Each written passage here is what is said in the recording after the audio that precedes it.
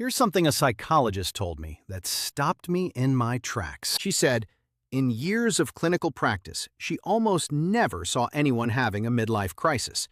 What she saw instead was something far more interesting and far more useful. She saw people in the middle of an internal audit, a quiet reckoning, a growing sense that life had gotten a little too small.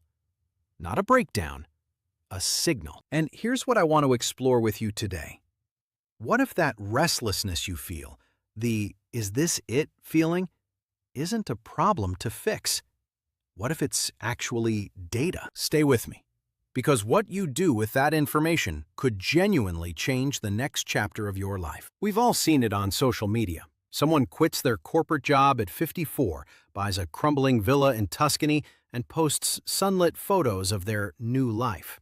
It looks exciting, bold, maybe a little irresponsible in the best possible way. And we scroll past it thinking, I want that. But here's what those posts don't show you. The 3 years of paralysis before the decision. The spreadsheets, the 2 a.m. staring at the ceiling, the conversations that went in circles. Because in real life, midlife reinvention doesn't feel like a hot sports car and a spontaneous adventure. It feels like standing at a fork in the road where both paths look thorny, and you're already tired. That's the tension at the heart of midlife change. You want more. But you've also spent decades building something, a career, a reputation, a routine, a version of yourself that other people rely on.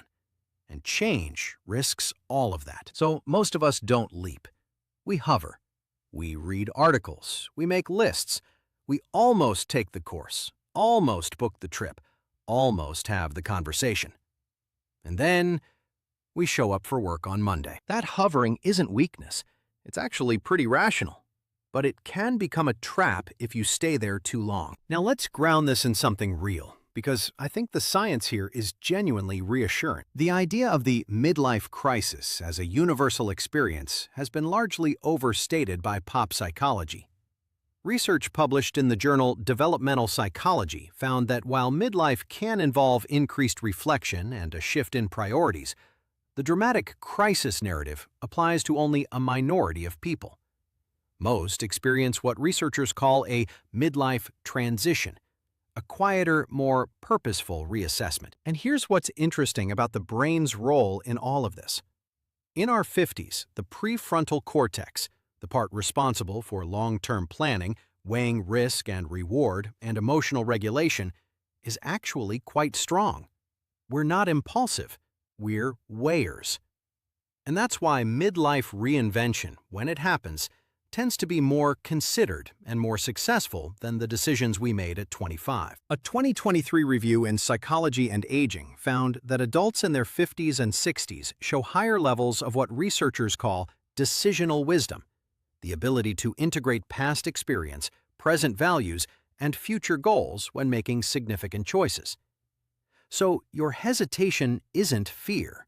It's your brain doing exactly what it's supposed to do. So here's the reframe I want you to sit with. When you feel that restlessness, that vague dissatisfaction, that sense that something needs to change, the question isn't, am I falling apart? The question is, what is this telling me? Think of it like a warning light on your dashboard. The light isn't the problem. It's information about something underneath that deserves attention. Psychologist Karen Nimmo, who spent years in clinical practice working with people at exactly this life stage, puts it this way. Not every longing for change is a call to action. Sometimes it's grief. Sometimes it's a sign that you've outgrown a version of yourself that served you well for a long time. And sometimes, yes, it is a genuine call to change. But you need to know which one you're dealing with before you do anything about it. So let's talk about how to figure that out. These 6 questions come directly from clinical psychology, and I'd encourage you to actually write down your answers, not just think about them in the car. Question 1. What feels too small right now? Your work, relationships, daily rhythm, or sense of self? Vague dissatisfaction usually hides something very specific. Push past the surface. Question 2. Are you craving a new life, Or do you just want to feel more alive in this one? These sound similar, but they lead to very different answers and very different actions. Question 3. What would you be risking if you changed course? Income, stability, identity, relationships. Be honest. People often underestimate how much of their sense of self is wrapped up in being the reliable one. Question 4. What would you be risking if you changed nothing? This is the question most people skip, but it often contains the real pressure point. Question 5. Is this feeling consistent, or does it come in waves? Midlife questioning often follows seasons. Track the pattern before you make a decision. Question 6. What parts of your life do you genuinely like, even if they're tiring? Not everything needs to change. If the good outweighs the bad, you're looking at a tweak, not a transformation. 6 questions. 1 honest afternoon with a notebook. That's a better starting point than most people give themselves. Here's the thing about reinvention that social media never tells you. It doesn't have to be dramatic to be real. You don't have to quit your job, sell the house, or move to Portugal, though if that's genuinely calling you, go for it. For most people, meaningful reinvention happens in degrees.